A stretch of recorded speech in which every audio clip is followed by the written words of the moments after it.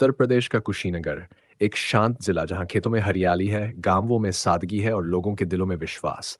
लेकिन यही विश्वास किसी के लिए मौत बन जाए तो सोचिए, समाज किस मोड़ पर खड़ा है।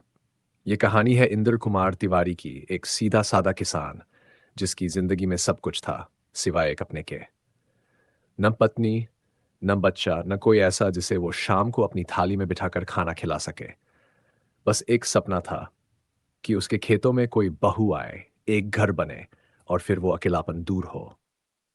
55 साल का इंद्र कुशीनगर के एक गांव में अकेला रहता था। माँ बाप अब नहीं रहे और रिश्तेदारों से कोई खास संबंध नहीं बचा।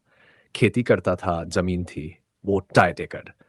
गांव में जो समझते थे वो कहते थे ब्याह क्यों नहीं करता, और जो नहीं समझते थे वो पीठ पीछे हंसते थे। लेकिन इंद्र की किस्मत तभी बदली जब उसने एक धार्मिक कथा में भाग लिया। मथुरा में अनिरुद्धाचार्य जी की कथा में। कथा के दौरान माइक पर बोलते हुए उसने कहा, मेरे पास जमीन है, सब कुछ है, लेकिन कोई मुझसे शादी नहीं करना चाहता। ये बात दिल से निकली थी, लेकिन मोबाइल कैमरे में कैद हो गई और फिर सोशल मीडिया पर वायरल हो गई। लाखों लोगों ने ये वीडियो देखा, कुछ ने सहानुभूति जताई, कुछ ने मजाक उड़ाया। लेकिन इस वीडियो ने किसी को नसीब नहीं बदला, बल्कि किसी की जिंदगी ही छीन ली। गुर की एक महिला साहिबा बानो, जो पहले से ही ठगी और धोखाधड़ी के मामलों में संदिग्ध रही थी, उसने वीडियो देखा।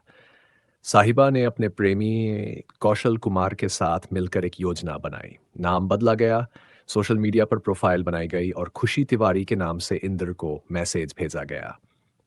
पहले तो इंद्र को यकीन नहीं हुआ, लेकिन खुशी की बातों में अपनापन था।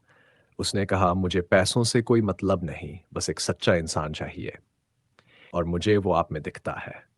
इंद्र जैसे अकेले इंसान के लिए ये शब्द जादू की तरह थे। 2 महीने फोन पर बातें हुई, फोटो शेयर हुए, रिश्ते की बातें तक होने लगीं। थी जून 2022 को खुशी ने इंद्र को गोरखपुर बुलाया।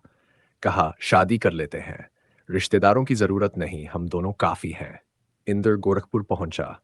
होटल बुक थी, कमरा साफ था, और वहां खुशी ने सिंपल सी साड़ी पहनकर उसकी आरती उतारी। एक छोटा सा मंडप बनवाया गया, नकली पंडित, नकली फेरे, और इंद्र को लगने लगा कि उसकी जिंदगी अब पटरी पर लौट रही है। लेकिन उसे क्या पता था कि वो होटल उसका सुहाग नहीं, उसकी कब्र बनने जा रही है। थी जून की रात। खुशी ने पनीर राइस में नींद की गोलियां मिला दी। इंद्र खाना खाकर बिस्तर पर लेटा और फिर कभी नहीं जागा। रात करीब 1 बजे खुशी, उसका प्रेमी कौशल और ड्राइवर शमसुद्दीन, तीनों ने मिलकर बेहोश इंद्र को कार में डाला और गोरखपुर हाटा हाईवे के पास एक सुनसान जगह पर ले गए। झाड़ियों के पीछे ले जाकर पहले कपड़े फाड़े गए ताकि लूट जैसा लगे, फिर धारदार चाकू से उसके पेट और सीने पर कई वार किए गए। इंद्र की मौके पर ही मौत हो गई। शव वहीं छोड़कर तीनों फरार हो गए। उनका अगला प्लान था फर्जी दस्तावेजों से इंद्र की जमीन ट्रांसफर करवाना। सुबह जब गांव की महिलाएं झाड़ू लगाने गई तो झाड़ियों में खून से सना एक शव देखा। पुलिस को खबर दी गई। शव की जेब से आधार कार्ड मिला, नाम था इंद्र कुमार तिवारी। कुशीनगर पुलिस ने जब जबलपुर की मिसिंग रिपोर्ट से मैच किया तो केस खुल गया। होटल से सीसीटीवी फुटेज मिला, कॉल रिकॉर्ड्स निकाले गए, और लोकेशन ट्रैकिंग के जरिए पुलिस को तीनों आरोपियों तक पहुंचने में बस 4 दिन लगे। पूछताछ में सब कुछ सामने आ गया। साहिबा ने कहा, उसके पास जमीन थी, मैं उसे पागल बना सकती थी। शादी नहीं थी असली, सिर्फ जमीन चाहिए थी। कौशल ने कहा, सब प्लान साहिबा का था, मैं बस साथ था। ड्राइवर शमसुद्दीन ने भी बताया कि कैसे उसे 80,000 रुपये में शामिल किया गया था। आज तीनों जेल में हैं। साहिबा पर हत्या, धोखाधड़ी, पहचान बदलने और फर्जी विवाह का केस दर्ज है। इंद्र की 68 एकड़ जमीन अब सरकार के कब्जे में है, और गांव में हर कोई बस यही कहता है, उसने तो बस एक बीवी मांगी थी, उसे मौत मिल गई। ये कहानी किसी फिल्मी स्क्रिप्ट जैसी लगती है, लेकिन ये हकीकत है। और ये सब हुआ सिर्फ इसलिए क्योंकि एक आदमी अकेला था और उसने अपना दर्द सोशल मीडिया पर कह दिया। शायद अब वक्त आ गया है कि हम अपने बुजुर्गों, अकेले लोगों, सीधे सच्चे लोगों के आसपास रहें, ताकि कोई बाहर वाला उनके भरोसे का फायदा न उठा सके, क्योंकि इस देश में भरोसे की कीमत अब सिर्फ जमीन से मापी जाती है।